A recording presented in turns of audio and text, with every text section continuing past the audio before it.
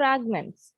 A fragment is an incomplete sentence or a disconnected piece of main clause. നമ്മൾ first ക്ലാസ്സിൽ fragments എന്താണ് എന്ന് നമ്മൾ ജസ്റ്റ് പറഞ്ഞു വെച്ചിരുന്നു. അതിനെ കുറച്ചും കൂടെ ഡീപ്പായിട്ട് പഠിക്കുകയാണ്. You already know what a fragment is. Fragment does not make complete meaning. അതിൽ സബ്ജക്റ്റോ വേർബോ മിസ്സിംഗ് ആയിരിക്കും. The easiest way to correct a sentence fragment is to remove the period, അതായത് full stop എടുത്ത് മാറ്റുക, and link it to an adjoining sentence. നമ്മൾ എങ്ങനെയാണ് adjoining സെന്റൻസുമായിട്ട് link ചെയ്യുക? You can use either discourse markers or conjunctions. And but തുടങ്ങിയിട്ടുള്ള ഒരുപാട് വാക്കുകൾ നമ്മൾ ലാസ്റ്റ് ക്ലാസ്സിൽ പഠിച്ചു. അത് വെച്ചിട്ട് നിങ്ങൾക്ക് വേണമെങ്കിൽ കണക്ട് ചെയ്യാം. അതായത് coordination conjunctions and, but, or, nor, for, yet, so ഈ വാക്കുകൾ, അല്ലെങ്കിൽ ബിക്കോസ്, സിൻസ്, വൈൽ, ബിഫോർ ഈ വാക്കുകൾ വെച്ചിട്ട് നിങ്ങൾക്ക് കണക്ട് ചെയ്യാം. അല്ലെങ്കിൽ റിലേറ്റീവ് പ്രോനൗൺസ് വെച്ചിട്ട് നിങ്ങൾക്ക് കണക്ട് ചെയ്യാം. അതും അല്ലെങ്കിൽ if they are longer sentences, you can use discourse markers to connect the sentence fragments. Sentence fragments are not welcomed in formal writing. Informal communication, it might be okay. നിങ്ങളുടെ ഫ്രണ്ട്സിനോട് വർത്താനം പറയുമ്പോൾ ഒരു പകുതി സെന്റൻസ് പറഞ്ഞാലും ഫ്രണ്ടിന് ചിലപ്പോൾ മനസ്സിലാവുന്നുണ്ടാവും. But in a formal writing or formal speaking, formal conversation, it is always advised not to use sentence fragments. നിങ്ങളുടെ ടെക്സ്റ്റിലുള്ള എക്സാമ്പിൾസ് ആണ് ഇതൊക്കെ. Look at the first fragment. There are many critical approaches to reading the works of Shakespeare: feminist, Marxist, psychoanalytical and cultural. അതായത് നമുക്ക് ഇവിടെ ഒരു full stop ഉണ്ട്. ഈ ഫുൾ സ്റ്റോപ്പ് മാറ്റിയിട്ട് ഈ രണ്ട് സെന്റൻസിനെയും കണക്ട് ചെയ്ത് കഴിഞ്ഞാൽ the second part is a fragment. Feminist, Marxist, psychoanalytic and cultural എന്ന് പറയുന്നത് ഒരു ഫ്രാഗ്മെന്റ് ആണ്. അപ്പൊ ഈ ഫുൾ സ്റ്റോപ്പ് മാറ്റിയിട്ട് ഈ രണ്ട് സെന്റൻസിനെയും കണക്ട് ചെയ്താൽ തീരാവുന്ന പ്രശ്നമേ ഉള്ളൂ. Look at how they have corrected it. There are many critical approaches to reading the works of Shakespeare, such as feminist, Marxist, psychoanalytic and cultural. അതേപോലെ ബാക്കിയുള്ള എക്സാമ്പിൾസും ഒന്ന് നോക്കാം. I am planning to go for a new smartphone. The one I'm using is dead slow.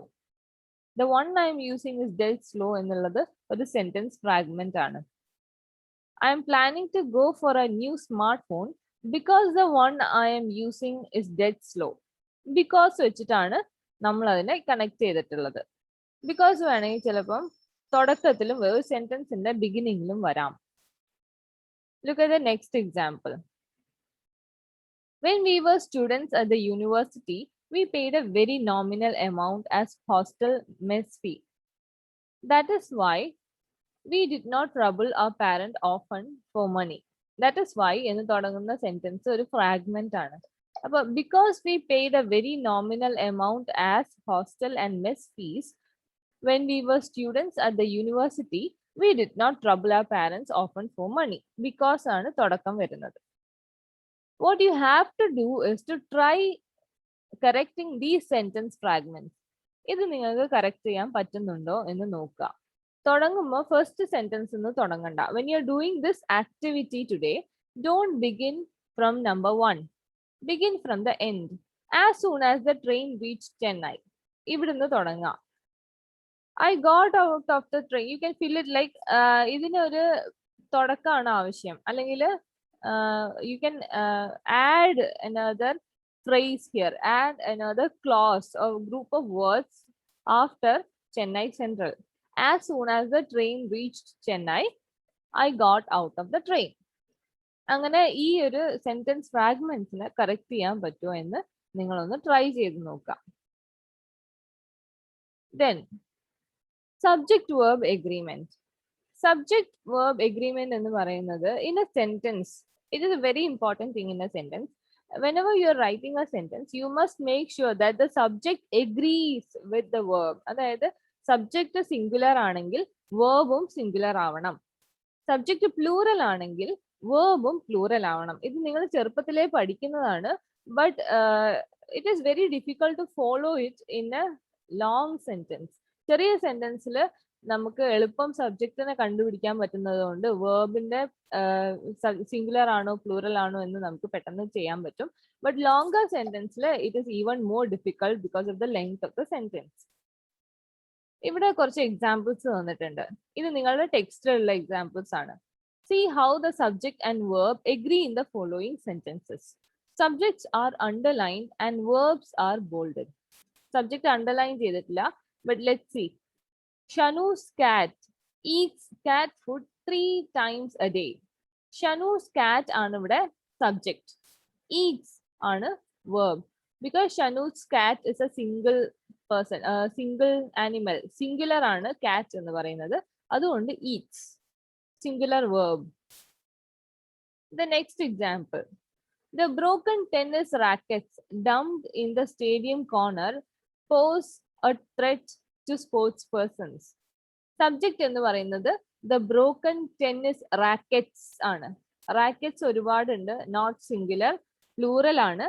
അതുകൊണ്ട് തന്നെ pose ഒരു threat ആണ് എന്നുള്ളതാണ് പറയുന്നത്. Poses അല്ല, pose a threat to sportsperson. I ആണ് സബ്ജക്ട് മൂന്നാമത്തെ എക്സാമ്പിളില്. I do not have minimum marks in mathematics. അത് ഇപ്പം ഒരു പേരാണെന്ന് വെക്കുക, അരുൺ ആണെങ്കിൽ does not എന്നാണ് പറയാ. Because it is I, we use a plural verb. I hope it is clear. ഇത് നിങ്ങൾക്ക് ചെറുപ്പം മുതലേ പഠിപ്പിക്കുന്നതായതുകൊണ്ടാണ് പെട്ടെന്ന് പോകുന്നത്. If there are any doubts, we will clear it in the next class. Neither my parents nor my sister knows. Neither nor ഉപയോഗിക്കുമ്പം ഈ വേർബിന്റെ തൊട്ട് മുന്നേ ഉള്ള സബ്ജക്റ്റ് ആയതാണോ അതിന്റെ ടെൻസ് ആണ് നമ്മൾ യൂസ്, അതിന്റെ നമ്പർ ആണ് നമ്മൾ വേർബ് ഡിറ്റർമൈൻ ചെയ്യുന്നതിന് വേണ്ടിയിട്ട് യൂസ് ചെയ്യുക. അതായത് neither my parents nor my sister. Sister is singular. അതുകൊണ്ട് knows how to play chess. Look at the other example. Neither my sister nor my parents know. Parents എന്ന് പറയുന്നത് plural ആയതുകൊണ്ട് know how to play chess. Either വരുമ്പം either or വരികയാണെങ്കിൽ either your mom or your dad has.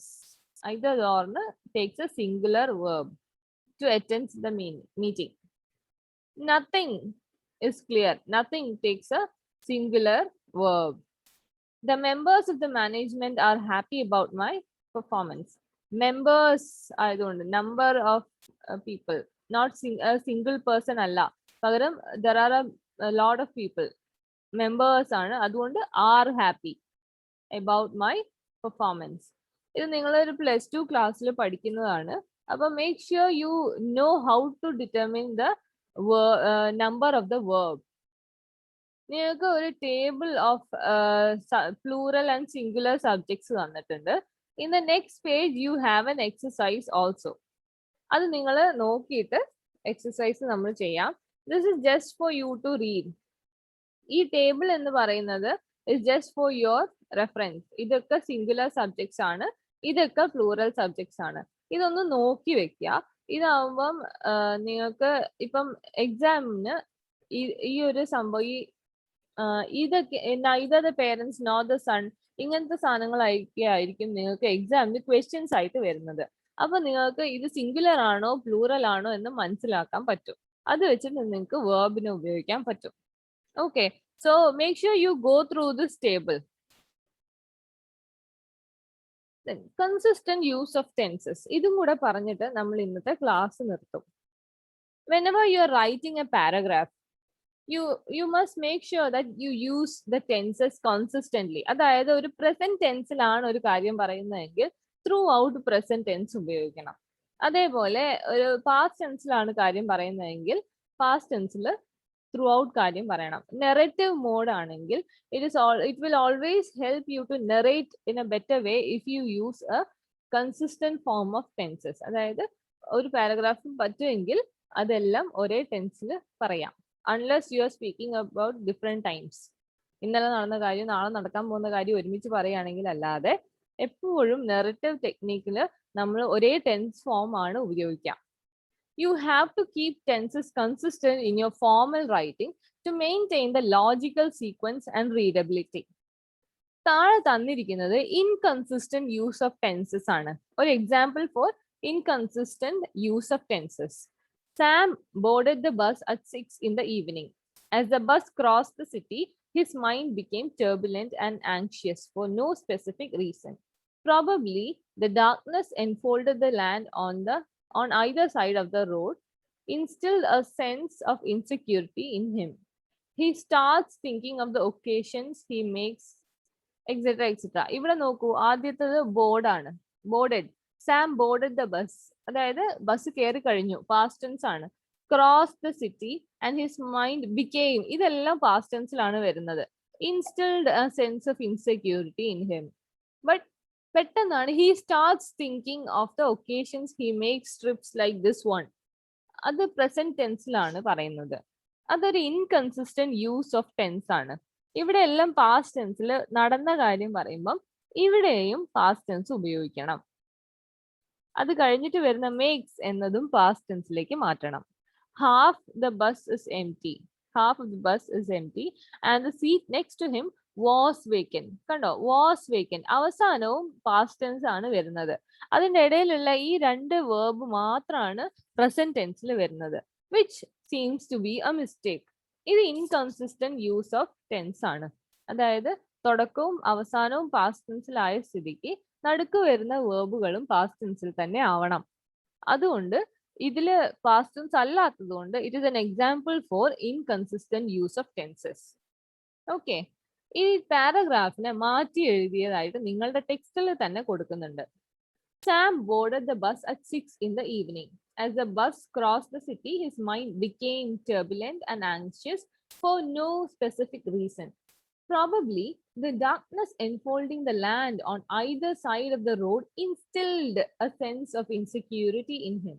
He started thinking of the occasions he made trips like this one. Half the bus was empty and the seat next to him was vacant.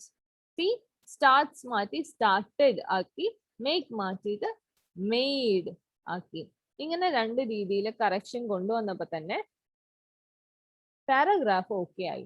Make the tenses consistent by using past tense verb as majority of the paragraph consists of past tense verb. നേരത്തെ കണ്ട പാരഗ്രാഫിൽ ഏതാണ്ട് എല്ലാ വേർബും തന്നെയും past ടെൻസിൽ ആയതുകൊണ്ടാണ് നമ്മൾ ബാക്കി രണ്ടെണ്ണം inconsistent ആണ് എന്ന് തോന്നുന്ന രണ്ടെണ്ണം past tense ലേക്ക് ആക്കി മാറ്റിയിരുന്നത്. On the other hand, if majority of the verbs are in present tense, you will have to make the past tense verbs into present tense verb. അതിനും നിങ്ങൾക്ക് ഒരു ആക്ടിവിറ്റി പറയുന്നുണ്ട്. So what you have to do today is try doing the fragments. Sentence fragments നെ correct ചെയ്യാൻ നോക്കുക. ടെക്സ്റ്റിൽ 136, 137 പേജസിൽ sentence ഫ്രാഗ്മെന്റ്സിനെ എങ്ങനെ correct ചെയ്യണം എന്ന് പറയുന്നുണ്ട്. Try doing it from below, from 8 to 1.